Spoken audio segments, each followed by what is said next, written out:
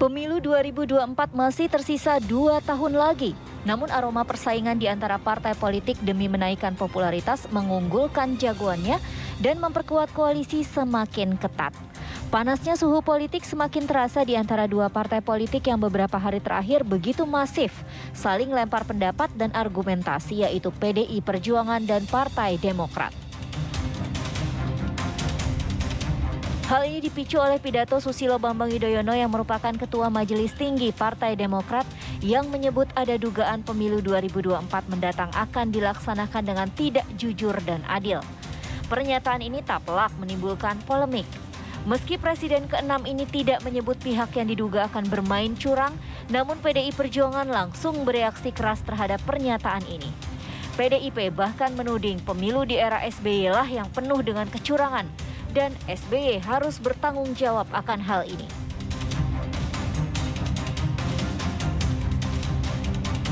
Tidak cukup hanya soal pemilu, kedua elit partai ini pun sama-sama melontarkan banyak hal yang menjurus pada saling membandingkan kerja dan capaian baik di era Megawati, SBY, bahkan Jokowi saat ini. Puncaknya Partai Banteng Moncong Putih ini menegaskan sulit kedua partai ini untuk dapat bekerja sama dalam bentuk koalisi. Tidak hanya perbedaan dalam ideologi partai, namun juga perbedaan pada sosok utama kedua partai, yaitu Megawati dan SBY. Lalu, akankah hubungan PDIP dan Demokrat seakan menjadi musuh abadi? Komunikasi politik apakah yang sedang dimainkan kedua partai melalui para elitnya ini? Ya pemirsa, antara PDIP dan Demokrat ini kian hari kian panas. Banyak sekali isu yang menjadi momentum mereka saling sindir. Kalau sebelumnya soal BBM, soal BLT, soal membandingkan pembangunan era SBY dan juga era Jokowi. Yang terbaru saat ini adalah ketika SBY menyinggung soal dirinya akan turun gunung untuk menjaga agar pemilu tidak ada upaya untuk mencuranginya. Tentu saja langsung direspon oleh PDIP. Itu akan saya bahas di Apa Kabar Indonesia malam hari ini. Kenapa isu-isu yang menjadi bahan sindiran bahkan soal kecurangan pemilu naik pemirsa ke permukaan. Dan di studio TV One, Bang Effendi Ghazali sudah hadir bersama saya di sini, pengamat komunikasi politik kita. Saya juga sudah melihat sejumlah narasumber saya yang tersambung lewat sambungan Zoom, mulai dari Mas Zaky dari Demokrat, Pak Nur Syirwan dari PDIP, dan Bang Hanta Yuda sebagai pengamat politik kita. Bang Hanta, kalau dari pernyataan PSBY, jikalau memang ada skenario yang menciptakan hanya dua paslon dalam Pilpres 2024, itu termasuk kategori kecurangan atau tidak? Ya, nah itu barangkali yang harus didudukan isunya. Kalau isunya adalah disimplifikasi, dikerucutkan pada isu dua pasangan lalu disimpulkan menjadi potensi kecurangan, saya kira itu berlebihan. Karena tidak ada hubungannya berapapun jumlah pasangan, mau dua poros, mau dua pasangan, tiga pasangan, empat pasangan, bisa berpotensi terjadinya kecurangan, pun sebaliknya bisa juga terjadi tidak ada kecurangan. Artinya tidak ada korelasi secara langsung. Kalau itu kaitannya didorong ke sana. Karena itu berkaitan dengan strategi, adu strategi dalam fase atau tahapan kandidasi pencalonan tadi. Tapi Caca, sebelum sana, saya ingin melihat dua posisi dua partai ini ya, sesuai tema kita, Demokrat dan PDI Perjuangan. Dari sisi demokrasi sudah benar ketika Partai Demokrat kerap mengkritik pemerintahan, dan ini kabar baik bagi demokrasi. Kalau Demokrat, semua partai berada dalam pemerintahan, tidak ada yang mengkritisi Pak Jokowi, itu berbahaya bagi demokrasi. Jadi kita harus dilatih pendidikan publik itu, ini biasa. Cuma persoalannya apa yang menjadi isu? Kalau saya catat tadi kan ada 3 substansi ya, soal membandingkan kinerja masa prestasi SBY dan Jokowi, saya kira ini sah-sah saja, wajar. 10 tahun Pak SBY kemudian ditempurkan atau dibandingkan dengan 10 tahun Jokowi. Dan itu masing-masing partai ingin mendapatkan insentif secara elektoral. Satu di dalam pemerintahan, yang satu dua pemerintahan. Tetapi kalau kedua, isu yang dua lainnya itu soal jegal-menjegal potensi kecurangan. Lalu potensi kecurangan itu dipersingkat atau disederhanakan bahwa kemungkinan terjadi proses adu siasat tadi. Problem utamanya tadi ya yang sering diperjuangkan Bang Effendi Ghazali dan masyarakat civil society kita. Itu soal induk persoalannya di hulunya adalah soal regulasi 20%. Itulah awal dari terjadinya implikasi sekaligus terjadi semacam ini ya, implikasi politik yang punya risiko politik yang banyak seperti saat ini. Jadi mungkin kalau dipahami bahwa setiap partai, kalau tidak ada regulasi 20%, semua partai, AHY dari Demokrat, PKS bisa mencalonkan sendiri, partai apapun bisa mencalonkan sendiri. Nah, problemnya di situ, problem utamanya, sehingga semua sulit untuk saling mengunci, sulit untuk memunculkan calonnya. Nah, karena itu Caca, ada dua, tadi saya katakan dua level ya pertarungannya. Satu, ada soal adu strategi di level kandidasi, soal catur koalisi poros-poros. Yang kedua adalah adu strategi membangun persepsi di level eleksi atau election, memenangkan pertarungan. Nah, kalau di yang kedua yang terjadi adalah katakanlah Partai Demokrat sedang ingin membangun persepsi publik untuk mengulang kejayaan, katakan keberhasilan Pak SBY menggantikan Ibu Mega bertarung di 2004, itu sah-sah saja. Kemudian membandingkan kinerja Pak SBY, itu iya. Tapi kalau yang dipersoalkan adalah soal adu strategi catur koalisi karena efek dari 20% tadi, itu kan strategi. PDI Perjuangan sah-sah saja kalau punya strategi ingin membuat dua poros. Begitu juga Partai Demokrat wajar dan berhak juga menyiapkan strategi menjadi 3 poros dengan berbagai calon-calonnya. Tetapi kalau kemudian gagal dalam pertarungan membentuk koalisi, pertarungan adu-adu siasat di level kandidasi itu lalu dibaca sebagai bagian dari potensi kecurangan, kemudian itu dibaca berbahaya, saya kira itu yang keliru, berlebihan. Tapi tadi Mas Herzaki juga saya kira mengklarifikasi bahwa yang dimaksud itu bukan kerja KPU, bukan Bawaslu, bukan kecurangan tentang dan seterusnya. Berarti bukan persoalan eleksi yang dari penyelenggara. Sepanjang tadi ya potensinya kemudian proses membentuk koalisi itu tidak ada di intimidasi, ancaman penggunaan abuse of power, menggunakan instrumen kekuasaan atau instrumen hukum untuk membentuk koalisi tidak terbukti ya sah-sah saja. Tapi kalau itu yang terjadi maka itu yang saya kira potensi yang dimaksud ke arah sana ya itu yang harus kita antisipasi. Jadi saya kira yang harus dipersoalkan saat ini ya kita biasa saja kalau Demokrat dan PDI Perjuangan itu berbeda karena PDI Perjuangan sejak awal sudah membuat garis batas demarkasi koalisinya. Tidak mau dengan PKS karena alasan ideologi, tidak mau dengan Demokrat karena alasan histori, dan itu biasa, wajar-wajar saja. Dan silakan, karena realitasnya kita ada regulasi 20%. Ini pertarungan adu elit politik membentuk poros-poros koalisi. Nah ini yang saya kira yang harus dibedakan dua hal ya, antara sedang membangun persepsi, citra persepsi di publik karena ingin memenangkan pemilu, dengan adu strategi dalam membentuk peta koalisi yang diinginkan oleh setiap partai. Jadi soal jegal-menjegal supaya tidak bisa maju semua. Yang paling berteriak itu sekarang Bang Effendi Ghazali itu. Yang paling dijegal karena ingin 20% dihapus. Jadi semuanya merasa dirugikan karena tidak sesuai dengan aspirasi kita. Saya juga berharap banyak pipa yang terbuka, jalur-jalur pencalonan. Tapi realitasnya hari ini ada persyaratan 20%. Karena persen 20% itu sekarang levelnya adalah diadu strategi membentuk poros-poros koalisi. Nah, kalau itu yang dipersingkat adalah bagian dari jegal-menjegal, saya kira bukan. Itu bagian dari pertarungan para elit untuk adu siasat catur koalisinya. Oke, sekarang saya ke Pak Tapi Nusirwan. alarm dari Pak SBY soal potensi koalisi harus dikawal juga. Saya kira tidak ada hal yang harus dikhawatirkan berlebihan, baik dari PD Perjuangan maupun dari Demokrat. Oke, boleh ditanggapi dong, sebenarnya berkoalisi untuk membentuk suatu poros untuk paslon capres dan juga cawapres ini adalah hal-hal yang wajar. Sampai sebatas mana bentuk komunikasi, pendekatan dilakukan partai politik memang sudah mengarah kepada tidak demokratis, sudah melanggar, mengarah kepada intimidasi, ini seperti apa? Ya, sepanjang itu jadi isu, belum ada data atau fakta yang harus disertai untuk membangun persepsi publik, saya kira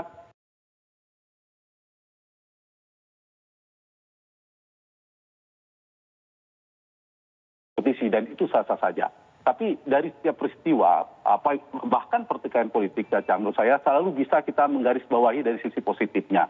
Sekarang ini ada dua partai, Demokrat dan PD Perjuangan yang sama-sama berkuasa 10 tahun, sebentar lagi PDIP juga begitu, dan beroposisi 10 tahun. Keduanya memiliki posisi yang diametral. Satu mengkritisi, yang satu sedang penopang kekuasaan. Dan itu biasa sebenarnya ketika misalnya membandingkan dua pemerintahan, mengevaluasi atau mengkritisi kinerja kenaikan harga BBM dan seterusnya. Dan keduanya sedang bertarung, nggak apa-apa. Kalau kita bikin secara sederhana dua persepsi publik yang berkembang antara puas dan tidak puas dengan kerja pemerintahan, maka yang puas dengan kerja pemerintahan yang paling besar mendapatkan luberan atau insentif secara elektoral adalah PDI Perjuangan. Bagian dari strategi ini karena dia partai yang paling terasosiasi kuat, brand connection-nya paling kuat dengan pemerintahan. Apalagi Pak Jokowi berwarna merah atau PDI Perjuangan. Pun sebaliknya, yang tidak puas dengan pemerintahan, saya kira ini strategi cerdik yang dibangun oleh Partai Demokrat juga. Yang tidak puas, maka salah satu alternatif luberannya itu larinya, insentifnya bisa didapatkan oleh Partai Demokrat. Seperti dulu PDI Perjuangan di era Pak SBY dan juga di awal Demokrat Pak SBY sebelum terpilih ketika Ibu Mega masih menjadi presiden. Nah, hal yang seperti ini saya kira sah-sah saja, asalkan kalau mengambil posisi sudah benar, kemudian apa substansi isu yang dipertarungkan. Poinnya, kalau ingin membangun persepsi publik, kalau itu berbasis nanti data faktanya kuat, kemudian terbentuk persepsi publik akan memberikan dampak positif, insentif kepada partai masing-masing. Tapi kalau kemudian jadi blunder, kemudian bisa menimbulkan disinsentif kalau kemudian tidak tepat menggunakan strategi itu satu. Yang kedua, Caca, saya ingin komentarin yang tadi soal kandidasi tadi ya. Kandidasi itu begini, sejak 20% itu digugat kemudian tidak dikabulkan oleh MK, artinya masih menggunakan aturan itu, maka tidak begitu relevan lagi kita bicara tentang demokratisasi dalam proses kandidasi. Karena apa? Karena pemilih seperti saya, kita semua, Caca juga, datang ke bilik suara dan memilih nama-nama yang sudah ditentukan oleh partai politik. Jadi, Bung Effendi Ghazali misal mengatakan tentang demokrasi tadi, saya ingin sedikit menambahkan, mau 2, mau 3, mau 4 pun sebenarnya tidak begitu relevan lagi. Soal ini membuka ruang demokrasi, karena dua hal catatan saya. Satu, harusnya fokusnya adalah di internal partai. Bagaimana mereka menentukan capresnya. Dan itu kan tidak ada proses demokratisasi, diserahkan sepenuhnya kepada internal partai. Yang kedua, soal 20% tadi. Nah, soal menjadikan 2 poros, menjadikan 3 poros, menjadikan 4 poros itu. Apakah dilakukan secara kesatria, sesuai dengan demokrasi, kaidah-kaidah demokrasi, dan itu sah-sah saja. Saya mengistilahkannya sebagai adu strategi politik. Sepanjang tidak menggunakan tadi instrumen kekuasaan maupun instrumen hukum. Nah, yang kedua, yang satu lagi, yang ketiga, Caca, saya kira memang menarik ya. Saya punya harapan yang harus kita hindari, jangan sampai cuma calon tunggal. Meskipun dimungkinkan, ini yang harus kita hindari.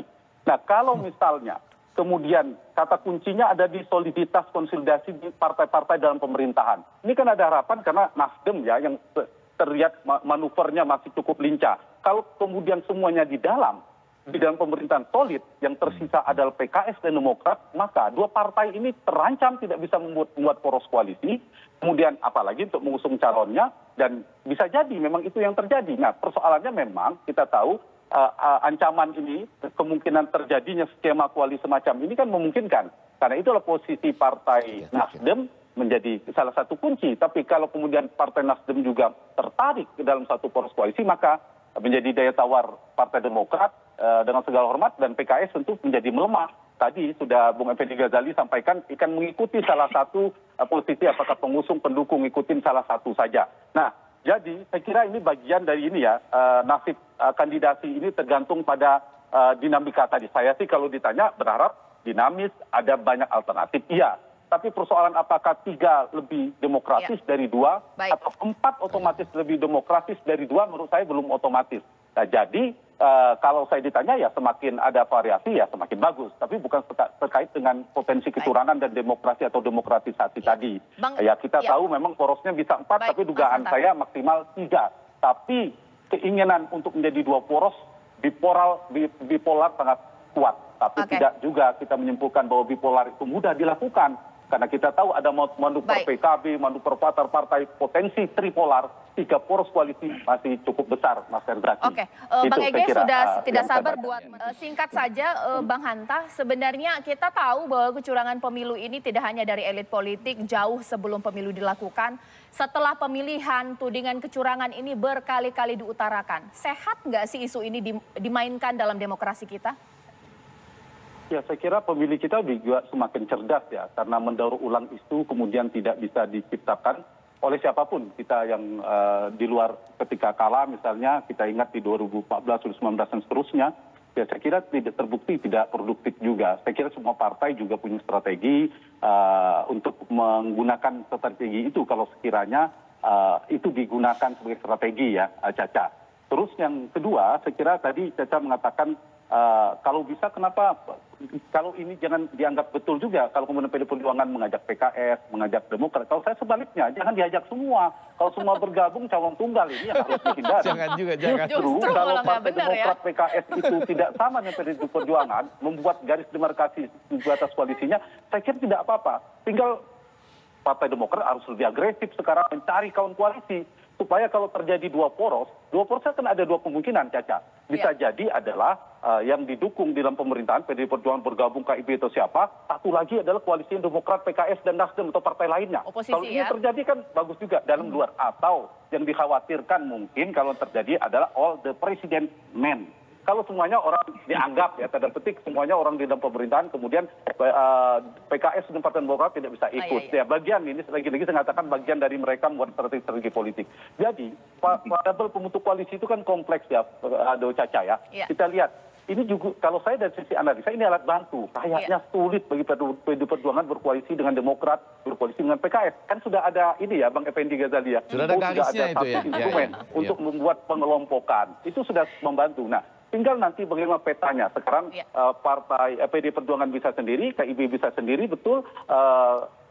PKB dan Gerindra bisa sendiri, kemudian di luar pemerintahan Pos Nasdem bisa sendiri. Realitasnya bisa 4, tapi saya lihat sulit untuk 4. Kalau nggak bisa 2 yang diinginkan PD Perjuangan, mungkin bisa 3. Dan jangan lupa, pada terakhir adalah nanti di detik-detik mendekati tenggat waktu pencalonan, manuver politik kencang, Caca. Kita ingat jelang 2019 yang lalu, itu manuver politik kuda-kudanya PKB yang Pak Mahfud MD kemudian jadinya Pak Mahfud Amin itu bisa terjadi.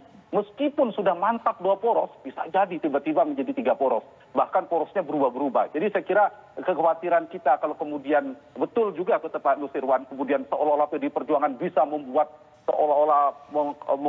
kacau luar biasa hebatnya. Saya kok punya semua partai memikirkan memenangkan partainya maupun di dalam pemerintahan dia punya agenda politik untuk menentukan itu. Tapi poin kita sama. Satu kalimat, putri terbaik Indonesia.